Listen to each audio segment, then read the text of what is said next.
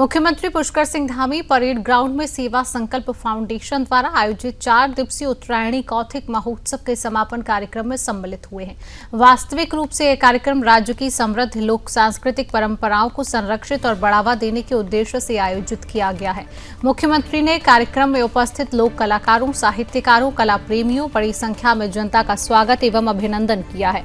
उन्होंने कहा कि सेवा संकल्प फाउंडेशन द्वारा आयोजित यह महोत्सव उत्तराखंड की लोक संस्कृति को एक सत्र में पिरोकर भावी पीढ़ी तक पहुंचाने का सराहनीय प्रयास है।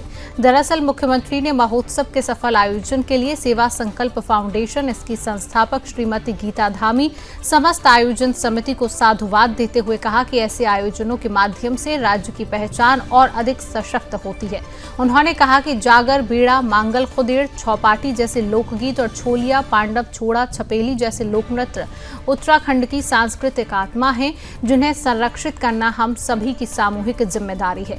मुख्यमंत्री ने 4 दिवसीय आयोजन में लगे स्टॉलों के माध्यम से पारंपरिक हस्तशिल्प, जैविक उत्पादों, उत्तराखंडी व्यंजनों के सुंदर प्रदर्शन की भी सराहना की है।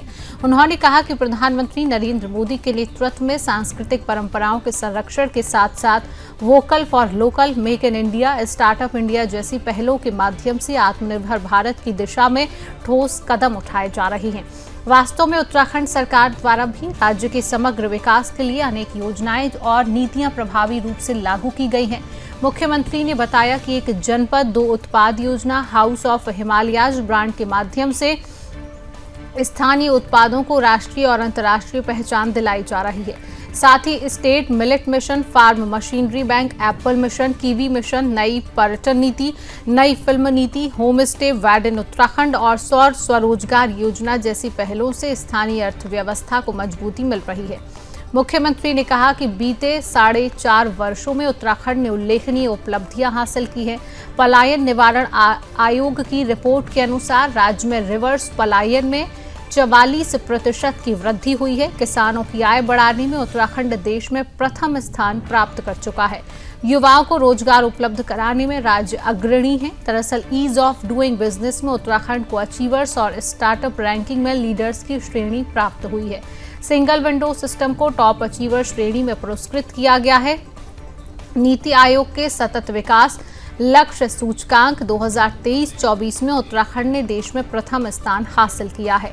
राज्य खनन तत्परता सूचकांक में उत्तराखंड को श्रेणी सी में दूसरा स्थान मिला है तथा लॉजिस्टिक्स परफॉर्मेंस में भी अचीवर श्रेणी में स्थान प्राप्त हुआ। मुख्यमंत्री ने पर्यटन क्षेत्र की उपलब्धियों का उल्लेख करते हुए कहा कि राज्य को बेस्ट वाइल्ड लाइफ और बेस्ट एडवेंचर डेस्टिनेशन के राष्ट्रीय पुरस्कार प्राप्त हुए हैं। राष्ट्रीय पर्यटन पुरस्कार 2024 में जाखोल, हरसिल, गूंजी, सूपी गांव को सर्वश्रेष्ठ पर्यटन गांव घोषित किया गया है। वर्ल्ड रिस्पॉन्सिबल टूरिज्म अवार्ड में राज्य को वन टू वॉच पुरस्कार मिला। वास्तव में कृषि और मत्स्य क्षेत्र में उत्कृष्ट प्रदर्शन का भी उल्लेख करते हुए मुख्यमंत्री ने बताया कि 2024 में मत्स्य विकास के लिए उत्तराखंड को सर्वश्रेष्ठ राज्य का राष्ट्रीय पुरस्कार प्राप्त हुआ है। हाल ही में आयोजित अंतर्राष्ट्रीय विमानन सम्मेलन में राज्य को best state for promotion of aviation ecosystem सम्मान से नवाजा गया। मुख्यमंत्री ने कहा कि सरकार लोक कलाकारों के संरक्षण के लिए निरंतर कार्य कर रही है। लोक कलाकारों की सत्यापित सूची तैयार कर कोरोना काल में लगभग 3200 कलाकारों को प्रतिमाह आर्थिक सहायता प्रदान की गई।